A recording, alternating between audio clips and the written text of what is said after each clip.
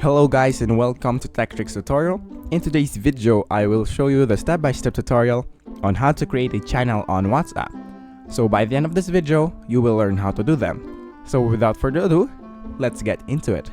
So the first thing that we need to do is to open our WhatsApp. And after opening our WhatsApp, all we have to do is to click this updates right here that is located at the bottom of your screen.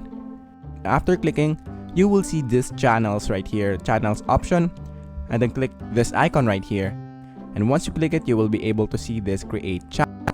So just click create chat and then click accept and continue. After that, you will be asked to put your name, asked to put your channel's name. So I will just put example. And then you will be asked to describe your channel. So let's say, for example, this is example only. After that, click create.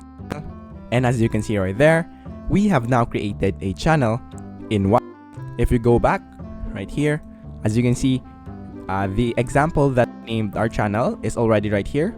It is already created. So that is basically it for this video. Thank you guys for watching Tech Tricks tutorial.